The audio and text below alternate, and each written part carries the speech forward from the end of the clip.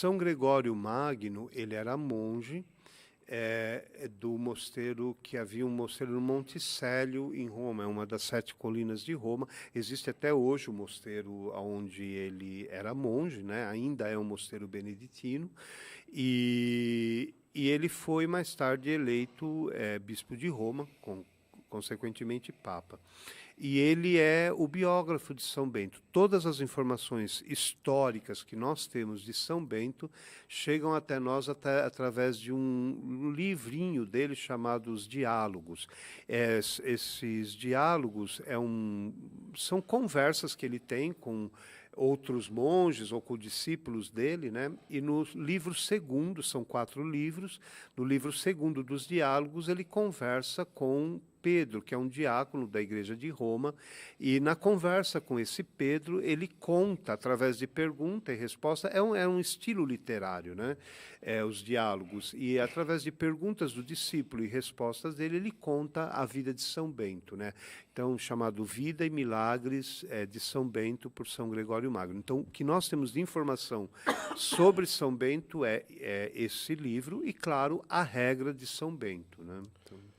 Então, a partir de 590, essa história ficou mais conhecida por causa do próprio Gregório Magno. Isso. E aí a gente conheceu, o mundo todo pôde conhecer a tamanha santidade do São Bento. E da sua irmã também, né? Santa Escolástica. Santa Escolástica, as informações que nós temos sobre ela é irmã gêmea de São Bento, né? E ela também se tornou monja depois do irmão, né? E eles moraram em mosteiros próximos sempre, né? E ela morreu 40 dias, se eu não estou enganado, 40 dias antes de São Bento, né? Ela morreu em fevereiro e ele em março. Isso.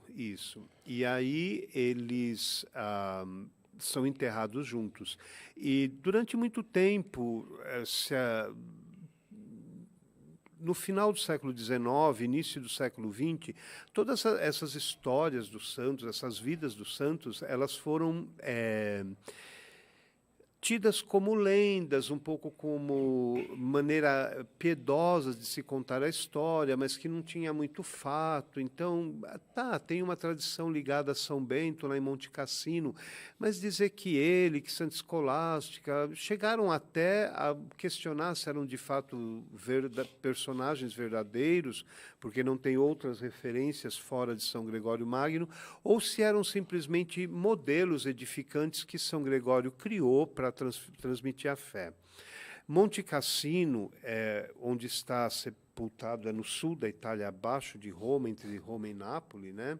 É uma montanha muito alta, que tem esse grande mosteiro lá desde a época de São Bento. Monte Cassino, ele era um ponto, ele é até hoje um ponto estratégico para a guerra, porque ele é um monte isolado na entrada de um vale. É o vale que dá o acesso do sul para o norte da Itália. E quando os aliados chegaram na Itália para libertar a Itália do domínio alemão nazista, quando eles chegam próximo a Monte Cassino, eles falam, aí tem alemão escondido, né? Claro, eles tinham espiões e todos. E o Monte Cassino, esse grande mosteiro imenso, ele foi bombardeado pelas forças americanas, o mosteiro foi completamente destruído. E curiosamente, essa é uma profecia de São Bento. No final da vida dele, ele é encontrado chorando, e o monge que o encontra chorando pergunta, mas por que o senhor está chorando? Ele diz, porque essa casa que eu edifiquei com tanta dificuldade será destruída muitas vezes. A destruição da Segunda Guerra Mundial já é a terceira, mas destruído mesmo. Imagina um monumento imenso, é uma verdadeira cidade, o mosteiro foi destruído. E aí os americanos depois perceberam que foi um erro. Havia alemães, sim, escondidos na cidade de Cassino, mas não em Monte Cassino, não no mosteiro. Bem, e aí os americanos, com a ajuda do governo italiano, reconstruíram o mosteiro, né? Então, hoje ele é mais ou menos como era antes da guerra.